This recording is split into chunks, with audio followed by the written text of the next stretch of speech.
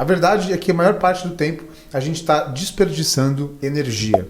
A gente está dissipando a nossa atenção com diversas coisas diferentes, sendo que são apenas algumas que de fato trazem os resultados que a gente quer.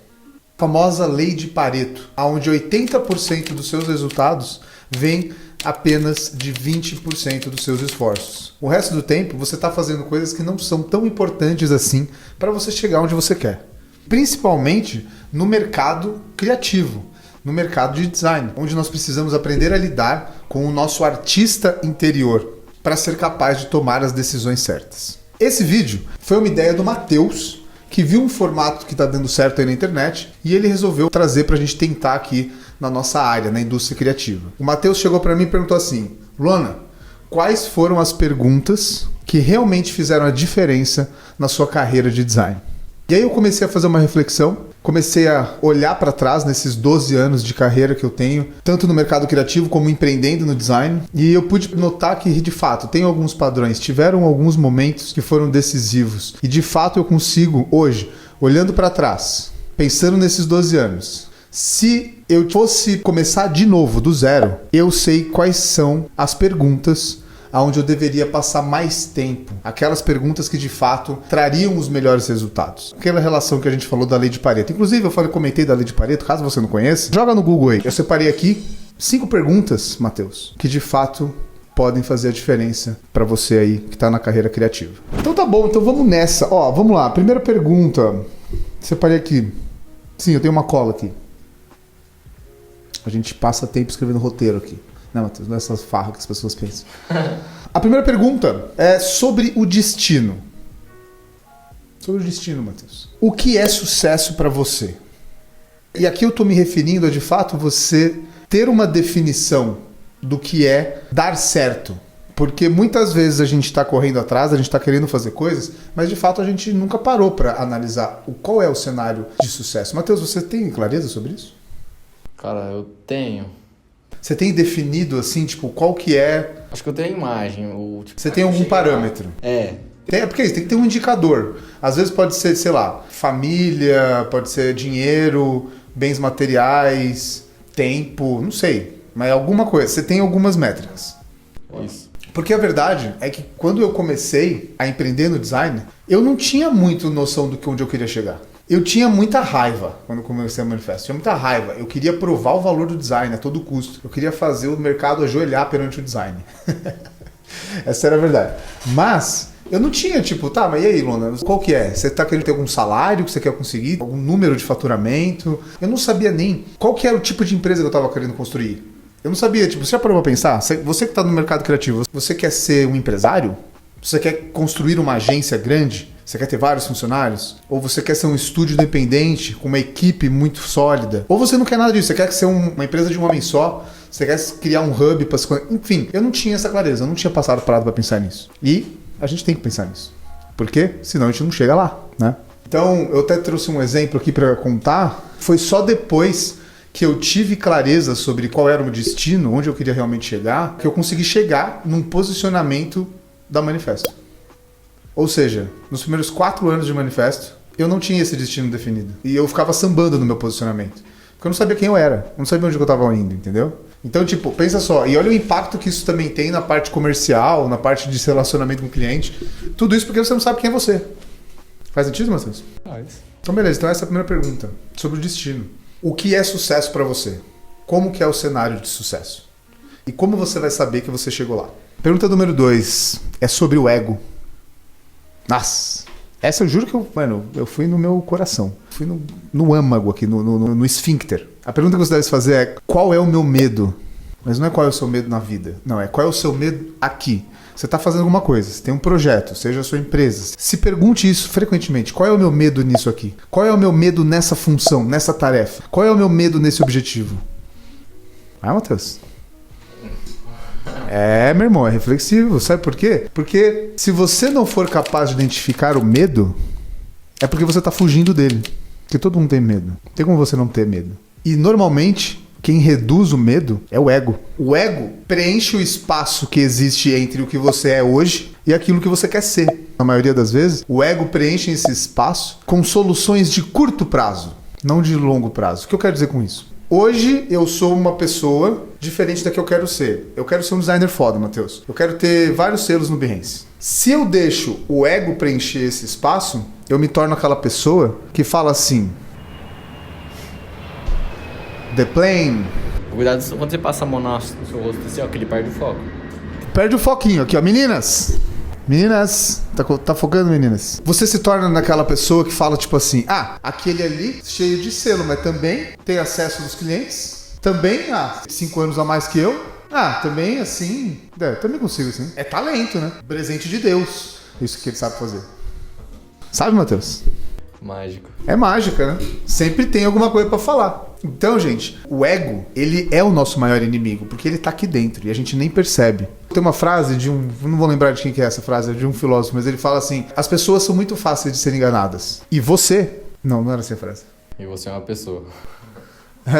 Now the world don't move to the beat of just one drum. Não, o que eu queria dizer é que nós somos os mais fáceis de serem enganados. A gente não precisa botar essa frase, eu acho que... Deixa pro editor da risada sozinho, deixa o pessoal da edição da risada. Então, essa pergunta sobre o medo, ela te ajuda a, de fato, ter um pouco mais de autoconsciência. Autoconsciência é muito importante, a gente precisa saber quem a gente é. De novo, né, a gente forçando, você precisa saber quem a gente é, a gente precisa saber quais recursos a gente tem, as habilidades que nós temos, pra gente poder, de fato, conseguir traçar um plano que seja realista. O ego faz com que nós criemos planos que não são realistas.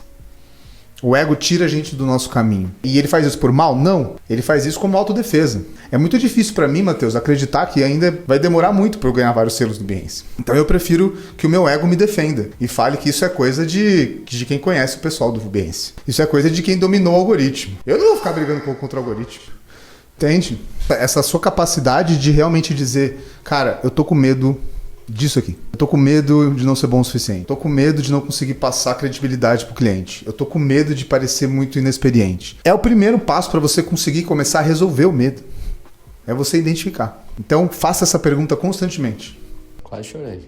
Calma, não acabou ainda.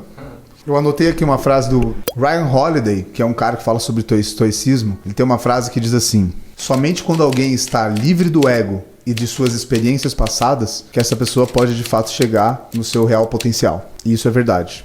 Eu consegui fazer projetos melhores e até eu consegui me aproximar de empresas melhores depois que eu parei de tentar ter o portfólio perfeito. Né? Que o portfólio perfeito seria o portfólio daquelas pessoas que eu admirava. Né? Quando eu parei de tentar ser aquelas pessoas e eu foquei em mim, no que eu conseguia fazer, naturalmente meu portfólio ficou melhor. Número 3, Matheus. 3. Só para você que tá aqui e chegou até o item 3, deixa um comentário. Né, Matheus? Ajuda. Hoje é sábado. Nós estamos aqui gravando conteúdo para você. Por que no sábado? Porque o Matheus vai tirar férias. Porque o Matheus quer descansar. Né? O Matheus vai descansar, então a gente tem que trabalhar dobrado para criar conteúdo. Mas deixa um comentário aí embaixo. Fala aí o que você tá achando. Eu tenho certeza que essas duas perguntas já devem ter ressoado alguma coisa com você. Fala aí, conta a sua história. Número 3, sobre relacionamentos, Matheus. Essa é muito foda. É simples. Você deve se perguntar: quem eu preciso conhecer? É assim simples, cara.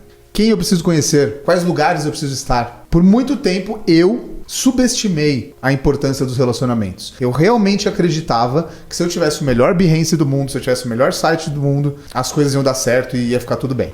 Não é assim que o mundo gira. As pessoas contratam quem elas conhecem, gostam e confiam. E a melhor forma de você ser conhecido por empresas que talvez possam vir te contratar é relacionamentos. Relacionamentos. Eu sei que na nossa indústria da criação a gente é muito refém do portfólio. Cara, quando você sai disso, quando você começa a saber apertar a mão de pessoas, conversar, a roda começa a girar. Eu tenho o exemplo claro para mim na Manifesto é que assim, os melhores projetos que a gente já tocou na Manifesto, na minha opinião, vieram de poucas pessoas. Sempre das mesmas. Poucas pessoas? As mesmas pessoas trouxeram vários projetos. Entendeu? As mesmas pessoas foram que indicaram 1, indicaram 2, indicaram 3. E esses clientes que vinham por essas pessoas eram ótimos. Por quê? Por causa que o relacionamento que eu tinha com essas pessoas nutria outros relacionamentos que ela tinha com outras pessoas e tudo isso fazia a gente se aproximar de pessoas que tinham o mesmo sistema de crença. Então, relacionamentos, cara. Depois, se você tem o seu destino definido, você precisa ser capaz de fazer uma lista de pessoas que você precisa conhecer, de pessoas que você precisa passar mais tempo. Com quem você tá passando o seu tempo? Isso é muito foda, velho. Certo, Matheus? Com quem você anda passando o seu tempo? Você, né, pai? Comigo, exato. Tá fudido. Cadê? Número 4. Essa também, bastante óbvia, mas às vezes a gente fica um pouco bitolado, que é sobre conhecimento. É preciso se perguntar o que eu preciso aprender. O que eu preciso reaprender.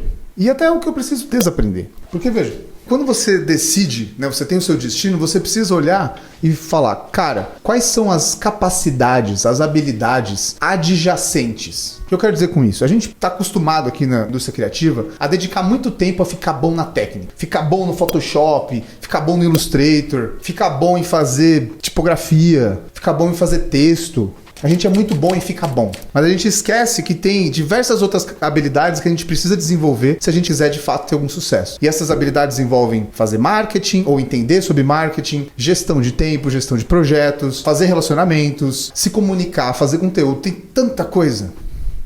Da mesma forma, quando a gente tem clareza de todas essas outras habilidades que a gente precisa desenvolver, a gente também começa a olhar e perceber, cara, até onde eu vou e até onde é melhor eu delegar. Até onde é melhor eu chamar uma pessoa para fazer essa função. E o exemplo que eu trago aqui, Matheus, foi uma descoberta que, assim, mudou o direcionamento da Manifesto. E mudou drasticamente a qualidade dos nossos projetos. Que foi quando eu trouxe um profissional de redação estratégica para sentar junto comigo e montar o processo. Cara, mudou tudo. Eu juro pra você. O simples fato de eu trazer um outro profissional de redação estratégica pro processo de branding mudou. O processo com o cliente ficou melhor e as entregas ficaram muito melhores. O resultado do projeto ficou muito melhor. Tudo isso por quê? Porque antes o próprio estrategista fazia essa parte. Então isso é só um exemplo de que às vezes a gente tá querendo fazer tudo ao mesmo tempo, e por isso que não dá certo. Ou às vezes a gente nem percebeu quais são as habilidades envolvidas naquilo que a gente está querendo entregar. Então, essa pergunta sobre o conhecimento, de você precisa ter clareza sobre o que você precisa aprender, o que você precisa reaprender, o que você precisa desaprender e aquilo que você pode delegar. Isso é muito importante, isso vai fazer completamente diferença. E a última pergunta, Matheus. Como é trabalhar com o Matheus? Essa é a pergunta que vocês devem se fazer todos os dias. Como é trabalhar com o Matheus? Por que eu não tenho um Matheus ainda? Por que não, ou não ter um Matheus na sua vida? Exatamente. Não, a última pergunta é sobre impacto. Qual é o valor gerado pelo seu trabalho? Isso é algo que você deve se perguntar. Qual é o valor gerado pelo nosso trabalho? Eu vou explicar. Quando a gente começa na carreira criativa, a gente está muito conectado com o input. Input é aquilo que você coloca, é o quanto custa para fazer. Ou seja, a gente começa a trabalhar, pegar projetos, a gente cobra por hora, por exemplo. Vai demorar tantas horas para fazer essa tarefa. Isso é uma mentalidade de pouco valor, porque você está atrelando o seu trabalho ao quanto custa para fazer, não ao quanto esse trabalho pode gerar de resultado. Perfeito? Depois que você começa, você precisa perder essa mentalidade de artesão, que o valor do seu trabalho está no fazer, né? Está em exercer o ofício da criação. Não está aí o valor. O valor está no que isso pode gerar. Isso é como eu chamo subir a escada de valor. Quando você começa a entender que, esse banner que eles pediram para eu fazer aqui, qual é a função dele dentro do projeto? Qual é a função dele dentro da campanha? Qual que é a função da campanha dentro do plano de marketing? Qual que é o impacto que todo plano de marketing vai ter no negócio? Você começa a subir a escada de valor. E aí, você chega nessa pergunta. Qual é o valor gerado pelo meu trabalho? Qual é o real valor gerado pelo meu trabalho? É só assim que eu fui capaz de passar a cobrar mais caro. Porque eu realmente comecei a entender o que o meu trabalho com design fazia pelos negócios. E aí eu tenho uma história, que talvez você já tenha escutado eu contando, que é a história do primeiro projeto que eu peguei quando eu comecei a empreender. Foi um projeto de 13 mil reais. E antes de eu começar a empreender, o último freela que eu tinha pego, quando eu ainda trabalhava na agência, era um freela de identidade visual por uma psicóloga, e eu cobrei 600 reais.